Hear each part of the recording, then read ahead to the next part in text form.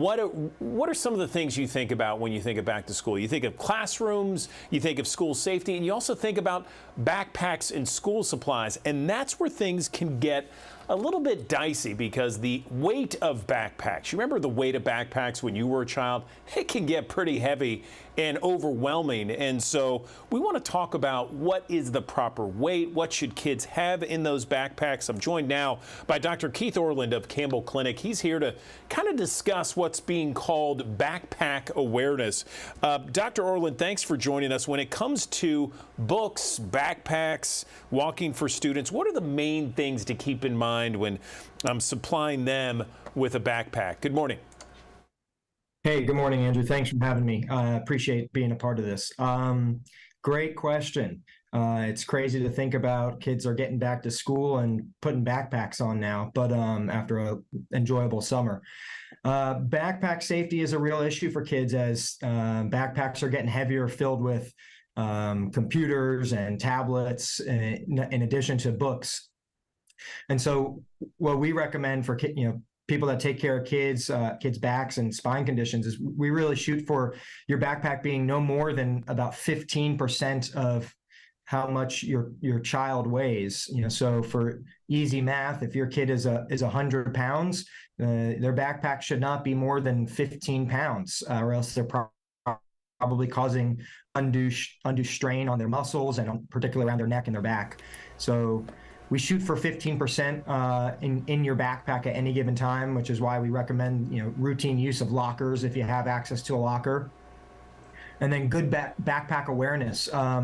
Wearing both straps at the same time helps balance and distribute the weight appropriately to not cause any unnecessary strain on one side of the back or one side of the neck to the other. If you have a chest strap that comes across the chest, that helps evenly distribute the weight as well. And then even better than a chest strap is that some backpacks come with a hip strap that can go just above your hip bones, and those can really help offload your back and help put the backpack weight more on your hips than on your back. So those are the main things. The other things is just having good use of compartments. Compartmentalizing your objects so that they're distributed evenly in weight. Those are the big things for me when I talk about backpack use with families. Yeah, so I'm curious because I know the ideal situation is to have them over both shoulders, maybe have the waist belt and maybe a chest belt. But kids in middle school and high school aren't going to do that. If other kids will ridicule them, and maybe they want to be cool, they want to look the part, and so a lot of times I guess parents are just faced with what is my kid gonna have in the backpack. And I think I would think that backpacks nowadays are a little bit lighter because back when you and I were in school, we had all those textbooks in there, but now, kids have tablets, they have laptops, and so you would think that that would make the backpack lighter because not all those textbooks are in there. What are you seeing as some of the bigger problems other than the weight of backpacks?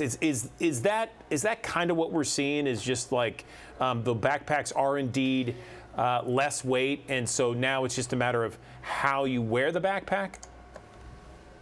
I think it's variable because even though they don't have textbooks, kids are carrying their binders, they're getting, their daily education plans. Their backpacks are still pretty impressively heavy, even in 2023 compared to when I was in school back in the 90s. And so I still think backpack weight is an issue, but more importantly really is if you wear a backpack appropriately and you balance the weight and you distribute it well, that will set your child up for having less potential issues of straining a muscle in their neck, straining a muscle in the back. It will help encourage good posture when they're carrying their backpack. Scoliosis is often detected in a patient's youth, and there are some warning signs that parents should be aware of when it comes to, their kids getting ready for school, wearing backpacks. Are there some warning signs that you can talk about this morning? That's a great question, and the first thing I want to address is that misconception that backpacks or wearing a backpack incorrectly could cause scoliosis. There's no association to backpack use or wearing a backpack and causing scoliosis. It develops from other reasons. The big warning signs, yeah, you're right. It does usually show up in children around the ages of 10 to 13, 14 years age. And the things to look out for is, just as you're putting your backpack on your kid, is make sure that their shoulders look even, that one shoulder's not higher than the other. Make sure that it doesn't look like they're leaning off to one side, to the left or to the right, and look at their hips. Make sure that their hips look like they're at the same level. Those are the easy telltale signs to see if there's maybe scoliosis happening in your child as they're going through their growth spurt. Is really what we see. That's what school screenings are for. That's what pediatrician checkups are for, and that's what I see routinely in the office, or families coming in to get checked for potential scoliosis because they notice one shoulder is higher than the other, or their hips don't stand at the same level anymore when they used to. So those are the big sort of warning signs that I think parents can key in on to get early intervention to if potential scoliosis is there.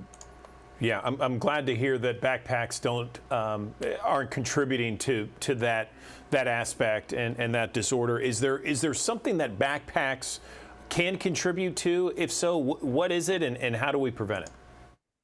Yeah, I think what I see most commonly is back pain, and particularly middle of the back muscle strain and neck straining. And then it also secondarily to that is it affects your posture.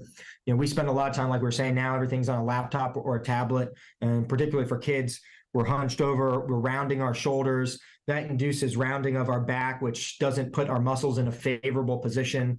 And then you compound that with wearing your backpack. And so more often than not, what I'm seeing is muscle strain and this chronic back pain that comes and goes, but is bothersome to children throughout the day. It interferes with their ability to do their after school activities, which is troublesome to parents. And so that's where I think backpacks are really causing a problem, is in more the muscles and just inhibiting kids from feeling like their normal self, because they're getting muscle strains and neck pain because of it.